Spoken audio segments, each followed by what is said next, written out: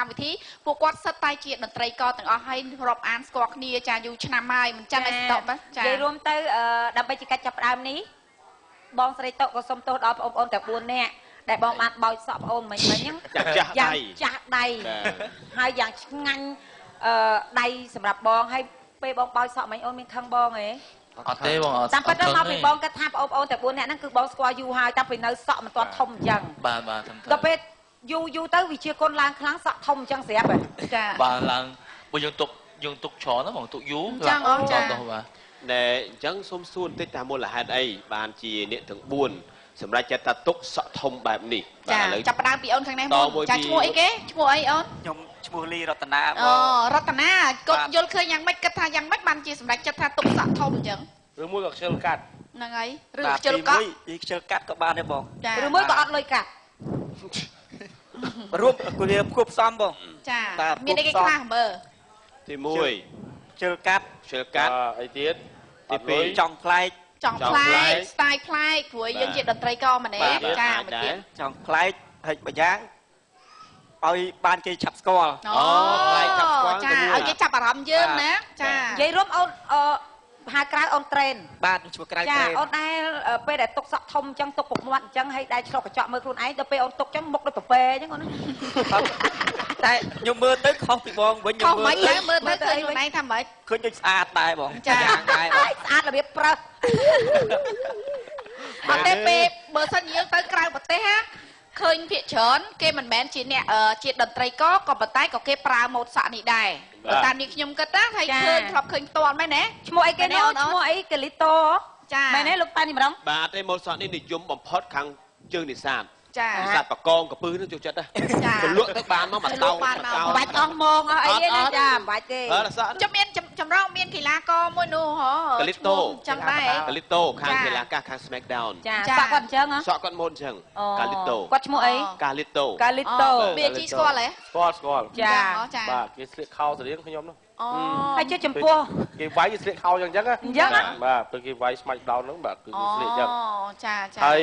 ងាកទៅខាងសក់ធំទៀតយើងមានសំណួរច្រើនណាស់ហើយទុកសក់អញ្ចឹងតែអ្នកទាំង4មានប្រពន្ធមានកូនហើយនៅកន្លោះទាំងអស់នៅកំឡោះទាំង4រូបចាអញ្ចឹងសំណួរហ្នឹងខ្ញុំឈប់សួរវិញហ្នឹងហើយឥឡូវចូលមកដល់អ្នកទី2វិញម្ដងប្រាប់ឈ្មោះតិចមកឈ្មោះអីគេចាប៉ុន្តែអ្នកទី2ខ្ញុំសូមណែនាំខ្លួនគ្នាចាបងអូនមានអាចឆ្លុះកញ្ចក់មើលខ្លួនឯងហ៎មើលតម្រង់មុខនឹងថ្មីបងប្អូនដូចទន្សាយពាក់សក់ដែរឥឡូវឈ្មោះក្រៅឈ្មោះអីឈ្មោះមែនតើនំជីជាតិមួយគេខ្លះឈ្មោះមនចានៅក្រៅឈ្មោះគេទន្សាយពាក់សក់ទួនឌីបងហ៎ទួនឌីរ៉ាម៉ុនបាទតែឈ្មោះពេញគង់រ៉ាម៉ុនគង់រ៉ាម៉ុនតកូលដូចនេះខ្ញុំទៀត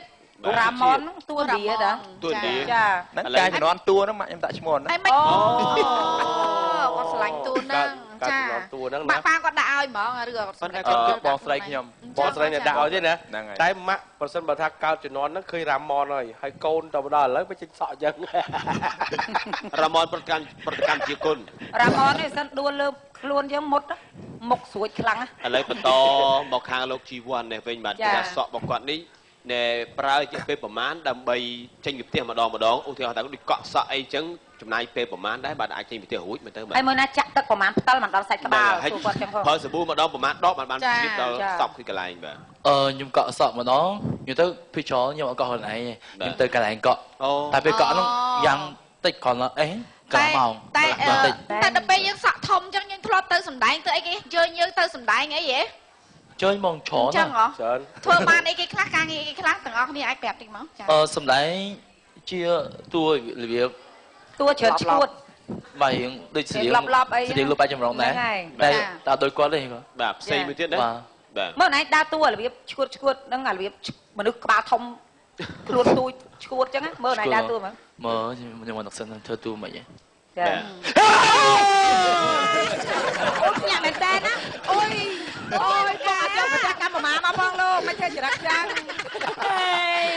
ôi nó việc cung trong bọn bà sao vậy mày sụp bài hỏi mày sụp đại con đấy cứ slot trên vì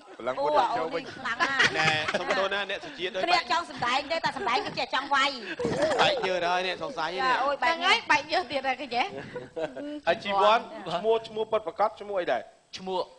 នៅក្នុងប្រជាជាតិឈ្មោះ VG1 ទាំងហ្មង អូ G1 តែម្ដង បាត់កោ V ចាបើឈ្មោះអាសំពងសក់ធំ